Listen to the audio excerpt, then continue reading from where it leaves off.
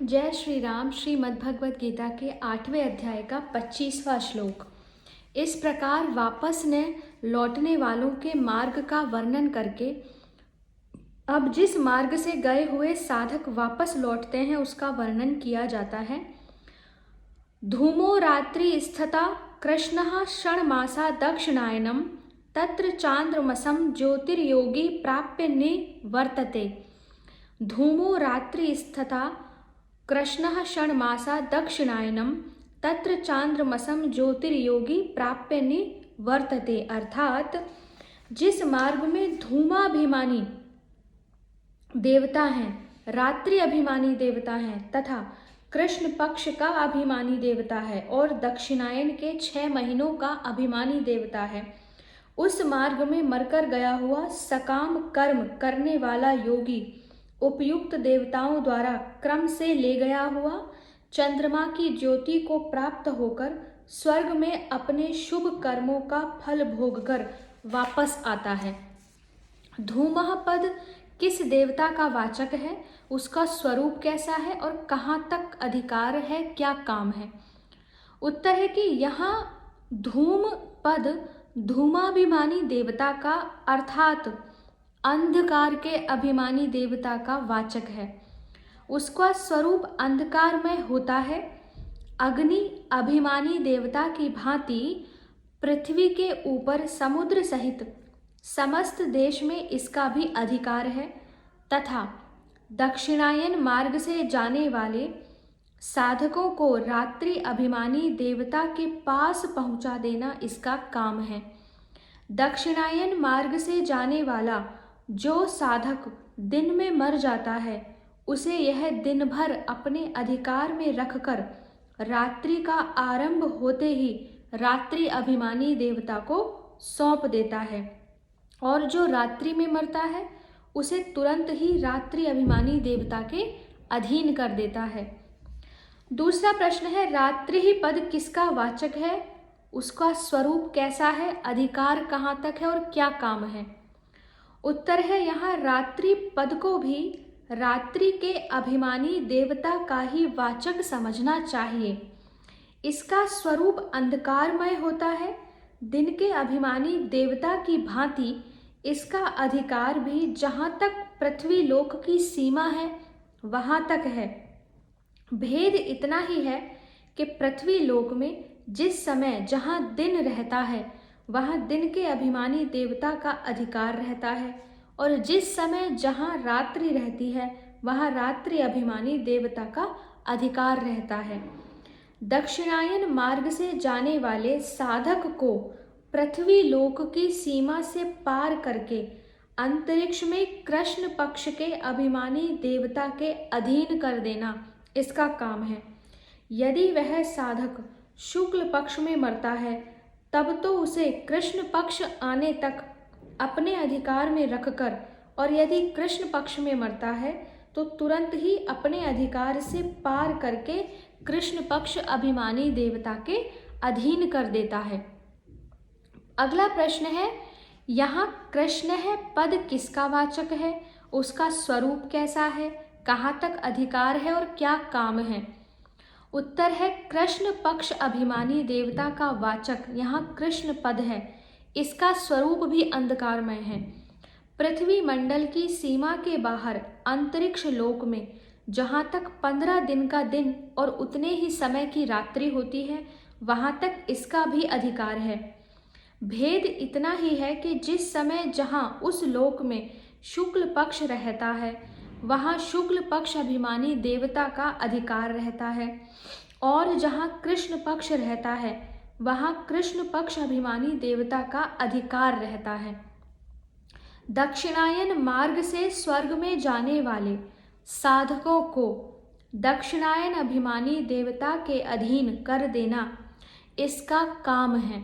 जो दक्षिणायन मार्ग का अधिकारी साधक उत्तरायण के समय इसके अधिकार में आता है उसे दक्षिणायन का समय आने तक अपने अधिकार में रखकर और जो दक्षिणायन के समय आता है उसे तुरंत ही यह अपने अधिकार से पार करके दक्षिणायन अभिमानी देवता के पास पहुंचा देता है। यहाँ प्रश्न है कि यहाँ षण्मासा दक्षिणायनम पद किसका वाचक है, उसका स्वरूप कैसा है, अधिकार और काम क्या है। उत्तर है कि जिन 6 महीनों में सूर्य दक्षिण दिशा की ओर चलते रहते हैं उस 6 माही को दक्षिणायन कहते हैं। उसके अभिमानी देवता का वाचक यहाँ दक्षिणायनम पद है। इसका स्वरूप भी अंधकारमय होता है। अंतरिक्ष लोक के ऊपर जिन लोकों में 6 महीनों का दिन और 6 महीनों की रात्रि होती है वहां तक इसका भी अधिकार है। भेद इतना ही है कि उत्तरायण के 6 महीनों में उसके अभिमानी देवता का वहां अधिकार रहता है और दक्षिणायन के 6 महीनों में इसका अधिकार रहता है। दक्षिणायन मार्ग से स्वर्ग में जाने वाले साधकों को अपने अधिकार से पार करके उपनिषदों में वर्णित पितृलोक अभिमानी देवता के अधिकार में पहुंचा देना इसका काम है। वहां से पितृलोकाभिमानी देवता साधक को आकाश अभिमानी देवता के पास और वह आकाश अभिमानी देवता चंद्रमा के लोक में पहुंचा देता है। यहाँ चंद्रमा का लोक उपलक्षण मात्र है, अतः ब्रह्मा के लोक तक जितने भी पुनरागमनशील लोक हैं चंद्रलोक से उन सभी को समझ लेना चाहिए। ध्यान रहे कि उपनिषदों में वर्णित यह पितृलोक वह पितृलोक नहीं है जो अंतरिक्ष के अंतर्गत है और जहाँ 15 दिन का दिन और उतने ही समय की रात्रि होती है। प्रश्न आता है कि दक्षिणायन मार्ग से जाने वाले को योगी क्यों कहा।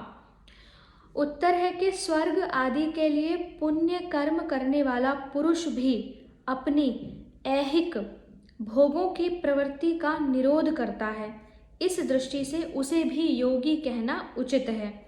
इसके सिवा योग भ्रष्ट पुरुष भी इस मार्ग से स्वर्ग में जाकर वहाँ कुछ काल तक निवास करके वापस लौटते हैं। वे भी इसी मार्ग से जाने वालों में हैं, अतः उनको योगी कहना उचित ही है। यहाँ योगी शब्द का प्रयोग करके यह बात भी दिखलाई गई है कि यह मार्ग पाप कर्म करने वाले तामस मनुष्यों के लिए नहीं है। उच्च लोकों की प्राप्ति के अधिकारी शास्त्रीय कर्म करने वाले पुरुषों के लिए ही है।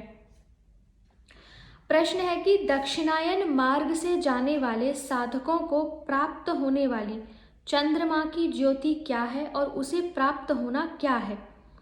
उत्तर है कि चंद्रमा के लोक में उसके अभिमानी देवता का स्वरूप शीतल प्रकाशमय है। उसी के जैसे प्रकाशमय स्वरूप का नाम ज्योति है और वैसे ही स्वरूप को प्राप्त हो जाना चंद्रमा की ज्योति को प्राप्त होना है। वहां जाने वाला साधक उस लोक में शीतल प्रकाशमय दिव्य देव शरीर पाकर अपने पुण्य कर्मों के फल स्वरूप दिव्य भोगों को भोगता है। प्रश्न है उक्त चंद्रमा की ज्योति को प्राप्त होकर वापस लौटना क्या है और वह साधक वहां से किस मार्ग से और किस प्रकार वापस लौटता है। उत्तर है वहां रहने का नियत समय समाप्त हो जाने पर इस मृत्यु लोक में वापस आ जाना ही वहां से वापस लौटना है। जिन कर्मों के फल स्वरूप स्वर्ग और वहां के भोग प्राप्त होते हैं उनका भोग समाप्त हो जाने से जब वे क्षीण हो जाते हैं तब प्राणी को बाध्य होकर वहां से वापस लौटना पड़ता है। वह चंद्रलोक से आकाश में आता है, वहां से वायु रूप हो जाता है, फिर धूम के आकार में परिणत हो जाता है, धूम से बादल में आता है, बादल से मेघ बनता है, इसके अनंतर जल के रूप में पृथ्वी पर बरसता है। वहाँ गेहूं, जौ, तिल, उड़द आदि बीजों में या वनस्पतियों में प्रविष्ट होता है। उनके द्वारा पुरुष के वीर्य में प्रविष्ट होकर स्त्री की योनि में सींचा जाता है और अपने कर्म अनुसार योनि को पाकर जन्म ग्रहण करता है। इस प्रकार उत्तरायण और दक्षिणायन दोनों मार्गों का वर्णन करके अब उन दोनों को सनातन मार्ग बतलाकर इस विषय का उपसंहार करते हैं। श्लोक संख्या 26। शुक्ल कृष्णे गति हृते जगतः शाश्वते मते एकया यात्यनावृत्ति मन्यया वर्तते पुनः। अर्थात क्योंकि जगत के ये दो प्रकार के शुक्ल और कृष्ण अर्थात देवयान और पितृयान मार्ग सनातन माने गए हैं। इनमें एक के द्वारा गया हुआ जिससे वापस नहीं लौटना पड़ता उस परम गति को प्राप्त होता है, और दूसरे के द्वारा गया हुआ फिर वापस आता है अर्थात जन्म मृत्यु को प्राप्त होता है। यहाँ जगतः पद किसका वाचक है और दोनों गतियों के साथ उसका क्या संबंध है एवं इन दोनों मार्गों को शाश्वत कहने का क्या अभिप्राय है? उत्तर है कि यहाँ जगतः पद ऊपर नीचे के लोकों में विचरने वाले समस्त चराचर प्राणियों का वाचक है, क्योंकि सभी प्राणी अधिकार प्राप्त होने पर दोनों मार्गों के द्वारा गमन कर सकते हैं। 84 लाख योनियों में भटकते भटकते कभी न कभी भगवान दया करके जीव मात्र को मनुष्य शरीर देकर अपने तथा देवताओं के लोकों में जाने का सुअवसर देते हैं। उस समय यदि वह जीवन का सदुपयोग करे तो दोनों में से किसी एक मार्ग के द्वारा गंतव्य स्थान को अवश्य प्राप्त कर सकता है। अतएव प्रकरांतर से प्राणिमात्र के साथ इन दोनों मार्गों का संबंध है। ये मार्ग सदा से ही समस्त प्राणियों के लिए हैं और सदैव रहेंगे, इसलिए इनको शाश्वत कहा है। यद्यपि महाप्रलय में जब समस्त लोक भगवान में लीन हो जाते हैं उस समय ये मार्ग और इनके देवता भी लीन हो जाते हैं, तथापि जब पुनः सृष्टि होती है तब पूर्व की भांति ही इनका पुनः निर्माण हो जाता है, अतः इनको शाश्वत कहने में कोई आपत्ति नहीं है। दूसरा प्रश्न है, इन मार्गों के शुक्ल और कृष्ण नाम रखने का क्या अभिप्राय है? उत्तर है कि परमेश्वर के परम धाम में जाने का जो मार्ग है वह प्रकाशमय दिव्य है। उसके अधिष्ठात्र देवता भी सब प्रकाशमय हैं और उसमें गमन करने वालों के अंतःकरण में भी सदा ही ज्ञान का प्रकाश रहता है, इसलिए इस मार्ग का नाम शुक्ल रखा गया। और जो ब्रह्मा के लोक तक समस्त देवलोकों में जाने का मार्ग है वह शुक्ल मार्ग की अपेक्षा अंधकार युक्त है। उसके अधिष्ठात्र देवता भी अंधकार रूप हैं, उसमें गमन करने वाले लोग भी अज्ञान मोहित रहते हैं, इसलिए उस मार्ग का नाम कृष्ण रखा गया।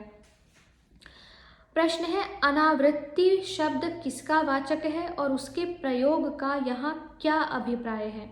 उत्तर है कि जहाँ जाकर साधक वापस नहीं लौटता, जो भगवान का परम धाम है, उसी का वाचक यहाँ अनावृत्ति शब्द है। 24वें श्लोक में शुक्ल मार्ग से जाने वाले को ब्रह्म की प्राप्ति बतलाई गई है। वहाँ जाने के बाद मनुष्य पुनर्जन्म को नहीं पाता, अतएव उसे अनावृत्ति भी कहते हैं। यही बात स्पष्ट करने के लिए यहाँ पुनः अनावृत्ति शब्द का प्रयोग किया गया। प्रश्न है, पुनः आवर्तते का क्या भाव है? आवर्तते आवृत्ति वापस आना। इससे भगवान ने कृष्ण मार्ग के द्वारा प्राप्त होने वाले सभी लोकों को पुनरावृत्तिशील बतलाया है। भाव यह है कि कृष्ण मार्ग से गया हुआ मनुष्य जिन जिन लोकों को प्राप्त होता है वे सब के सब लोक विनाशशील हैं, इसलिए इस मार्ग से गए हुए मनुष्य को लौटकर मृत्यु लोक में वापस आना पड़ता है। श्लोक संख्या 27 और 28 इस अध्याय के दो अंतिम श्लोक हम आगे के वीडियो में पढ़ेंगे। हरे कृष्णा।